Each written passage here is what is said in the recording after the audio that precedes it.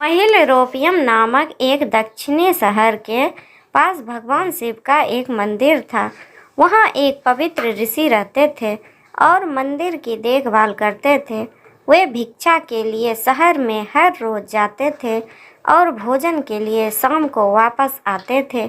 वे अपनी आवश्यकता से अधिक एकत्र कर लेते थे और बाकी का बर्तन में डालकर गरीब मजदूरों में बांट देते थे, जो बदले में मंदिर की सफाई करते थे और उसे सजावट का काम किया करते थे। उसी आश्रम में एक चूहा भी अपने बिल में रहता था और हर रोज कटोरे में से कुछ न कुछ भोजन चुरा लेता था। जब साधु को एहसास हुआ कि एक चूहा भोजन चोरी करता है, तो उन्होंने इसे रोकने के लिए सभी तरह की कोशिशें की।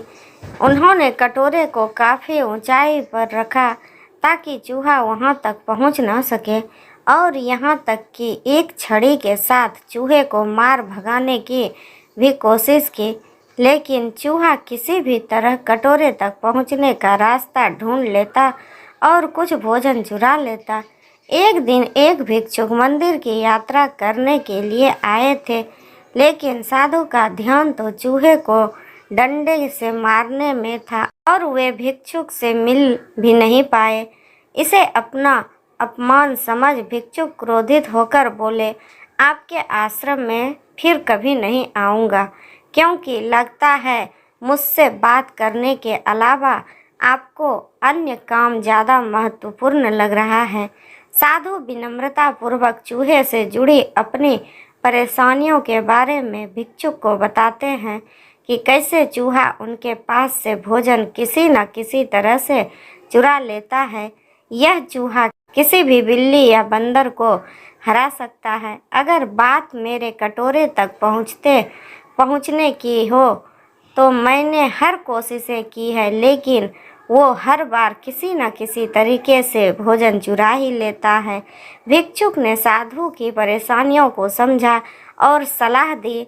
चूहे ने इतनी शक्ति, आत्मविश्वास और चंचलता के पीछे अवश्य ही कुछ न कुछ कारण होगा। मुझे यकीन है कि इसने बहुत सारा भोजन जमा कर रखा होगा और यही कारण है कि चूहा अपने आप को बड़ा महसूस करता है और इसी से उसे ऊंचा कूदने की शक्ति मिलती है। चूहा जानता है कि उसके पास कुछ खोने के लिए नहीं है, इसलिए वो डरता नहीं है।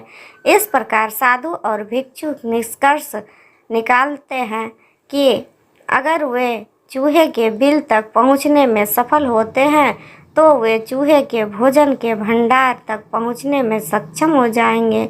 उन्होंने फैसला किया कि अगली सुबह वो चूहे का पीछा करेंगे और उसके बिल तक पहुंच जाएंगे। अगली सुबह वो चूहे का पीछा करते हैं और उसके बिल में प्रवेश द्वार तक पहुंच जाते हैं। जब वो खुदाई शुरू करते हैं तो देखते हैं कि चूहे ने अनाज का एक विशाल भंडार बना रखा है। फौरन ही साधु ने सारा चुराया गया भोजन एकत्र करके मंदिर में लिवा ले जाते हैं। वापस आने पर अपना सारा अनाज गायब देख चूहा बहुत दुखी हुआ और इसे इस बात से गहरा झटका लगा और उसने सारा आत्मविश्वास खो दिया। अब चूहे के पास भोजन का भंडार नहीं था, फिर भी उसने फैसला लिया कि वो फिर से रात को कटोरे से भोजन चुराएगा। लेकिन जब उसने कटोरे तक पहुंचने की कोशिश की, तब वह धड़ाम से नीचे गिर गया और उसे यह एहसास हुआ कि अब ना तो उसके पास शक्ति है और ना ही आत्मविश्वास।